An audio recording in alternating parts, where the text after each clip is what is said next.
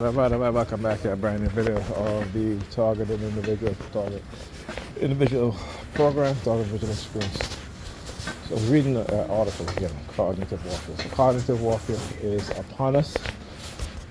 It says cognitive warfare is, it says cognitive warfare is upon us, and its impact, because it's cognitive warfare is upon us, and the impact it has because it is invisible. We cannot see it, but what we see is the result of cognitive warfare. All right, not quoting exactly, but something like that. I was trying to remember it in the elevator on the way down. Right. And then again, cognitive warfare is using technology, technological tools to affect the cognition and the psychology of its targets, its victims.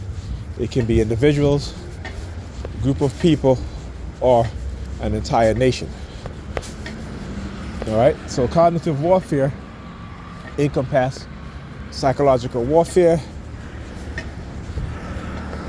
technological warfare, online warfare, environmental warfare, all these things, right? Cognitive warfare encompasses. And because again, it is invisible, right? It attacks our subconscious when it comes to the psychology part of it, the technology part of it. It affects our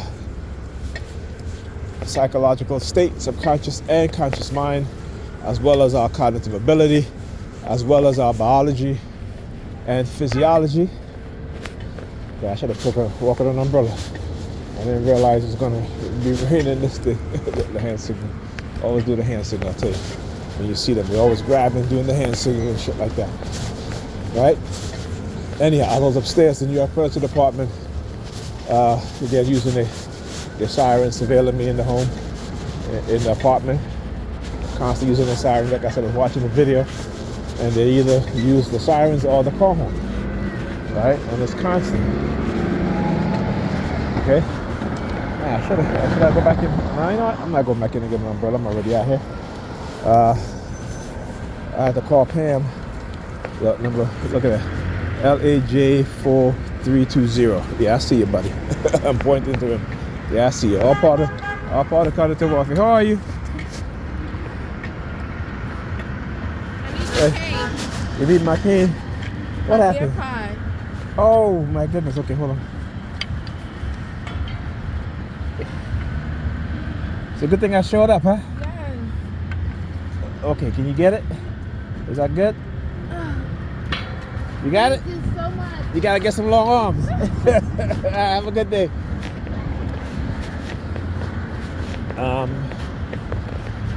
Yeah, so I went to use the bathroom, and I looked down, and my daughter left. Her and her brother love to leave their clothes on the floor, either in the bathroom or in the hallway right in front of the bathroom.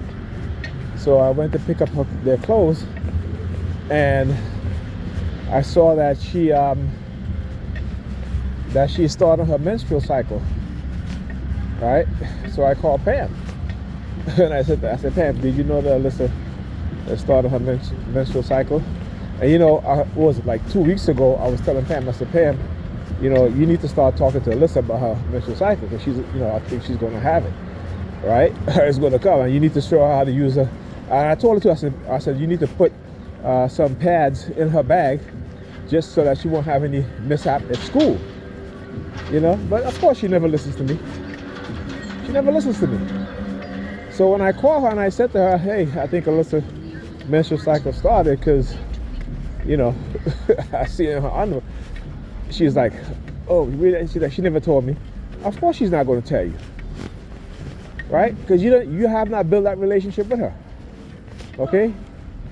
You're constantly yelling at her because she's always messing with your stuff. I don't want to take accountability of the fact that the way that she is because you know, when she was younger, you left them by themselves all day and all night. Okay, so you don't know that's abandonment right there. Okay, and kids will develop abandonment issue. And it's funny because she always tells me that, oh, she has abandonment issue because of her pops. But yet you turn around and you do the same thing to your children. You know what I'm saying? So again, it's like, you know, some of us can break the cycle or break the conditioning, others can't. You know? So I said to her, I said, you know, I'm going to go get her. I'm not taking her to the Boys and Girls. She was like, why not? Take her to the Boys and Girls. I said, no, she's not going to the Boys and Girls. Because again, she left a whole bunch of mess on the floor. And things I told her not to do, she ended up doing. So she's not going to the Boys and Girls. So I said, when I take her home, I'm going to ask her about it. Oh, don't say nothing to her. I want to talk to her. Again, reactionary. Reactionary. You see, when I tried to, you know, because I was like, you know, I'm going to put some, she's like, no, I'm going to do it. I'll put it in her bag and all this stuff, right? You know, talking about the pads. You know what I'm saying? So I'm like, look, you know, whenever I'll leave it up to her, it never gets done. Never gets done. You know, when she went on vacation with the kids, I had said to her I was going to clean the bathroom. She's like, no, I'm going to do it because she has a lot of shit that been there, like a lot of hair products, shit like that, been there for years. They're all dirty, balls all dirty. Don't even want to throw them just away. Up to now, she has not cleaned the bathroom yet. And I could have already cleaned the bathroom and throw all them shits out. You know? But like I said, she is reactionary. Right? So instead of being preventative, proactive, like I try to get her to be, particularly when it comes to the situation where it just happened. Yeah, and I said, you know, and then she goes, oh, because I said to her, I said, I'm going to talk to her. Like, she goes, oh, you know, you're so annoying or whatever. I'm like, you know, your ass is annoying. Do you know how annoying it is for a person who, when you try to give them good advice, they don't listen to you, they don't take it, and then they want to complain, right? And the reason why they want to complain is because you're giving them constructive, good advice that will help them and benefit them, but they can't see it. You know what I'm saying? I mean, this shit makes no sense. But again, like I told her, I said, you have a chaotic mind and you need to understand that. And I said, because I understand your chaotic mind. This is why I continue to do what I continue to do.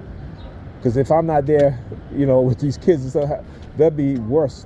I mean, they're already failing in school because of her, basically. I'm not going to blame the kids, I blame her. Because like I said, you know, everything I tell her to do, she doesn't do. Like, turn off the internet before you go to sleep. She will come home and go straight to sleep.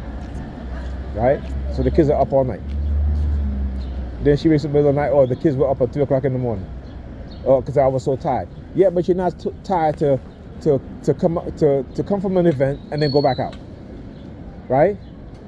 Or to go out at night, whatever, such and such, and then come back at early morning, and then you're tired, you're sick, you know you got to take off of work. Right? You're not tired for that shit. Like, I can make the shit make sense. But again, you know, you got to understand when people have psychological issues, like I know I have issues. And I don't think it's as bad as hers, but, you know, particularly with my targeting, I'm definitely being targeted. And I definitely know that it affects me psychologically. Right? But at least try to have a rational mind. Right? So this is, like I said, this is why I don't indulge in the fantasy shit. Look at the palm fixation behind his back. You know, he put his hands behind his leg, actually, with his palm open and his thumb sticking out. But anyhow, look at the purple over there. Look, crazy. Look at him over there. Look at him over there. No, it's not. Look at him over there. All right, so he is standing there waiting. So, you know, anyway, like I was saying. So anyhow, like I said, I'm tired of talking to her. I've been, you know, it's like ridiculous. You know what I'm saying? Like all this, you know, the one thing I don't want is my daughter to be embarrassed in school because, you know, her menstrual cycle starts. You know what I'm saying? And like I tell Pamela, I said, you should put pads in her book bag and show her how to use them in case it happens, you know. But like I said, she doesn't think about the kids. She's thinking about herself and what it is that she wants and what she wants to do. And the kids are an afterthought. And now she wants to get mad at me because I want to talk to her about it in terms of when it started. It might have started yesterday. And show her how to, you know, put on the pad. You know what I'm saying? So, you know, like I said, her mother is too reactive, right? And they want to get mad. And she's like, oh, that should be a mother dog. I'm like, really? Huh? A mother dog? This shit just annoys me, and, you know, but I don't tell her how much she annoys me. You know what I'm saying? Because she does. But I want you to understand how women are. Women will tell you that they'll tell you ain't shit, they'll annoy you, this and that. But us men, we don't say that shit to them because we're always concerned about their feelings, right? And again, I tell her the truth. So even though I tell her the truth, I don't tell it to her in such a way in where I'm cursing her out or being rude to her or anything like that. You know what I'm saying? I'm not like that. She's like that with me, but she don't tell me the truth. She lies. You know what I'm saying? She lies, right? And then she get angry or take it out of me. I said, listen, I said, listen, your clit ain't bigger than my dick, all right? So just take a step back. And I literally told her that, okay? Because again, you know, they feel that because she feels because I'm in the situation that I'm in and I'm being targeted. Again, stuff that she knew from the beginning. I've always been honest with her, that she feels that she can take advantage and do whatever she wants and, you know, participate with these people who are targeting me as well as other TIs. You know what I'm saying? This is how they are. This is the mindset, right? So when I talk about the sadist mindset, you know, this is exactly what they do to people within the society. And religion, the churches have a big part of that because, you know, a lot of sadists are religious people. And particularly those who are diehard fanatics religiously, they are sociopathic and they're sadists. All right? And yeah, I'll talk to you guys in the next video.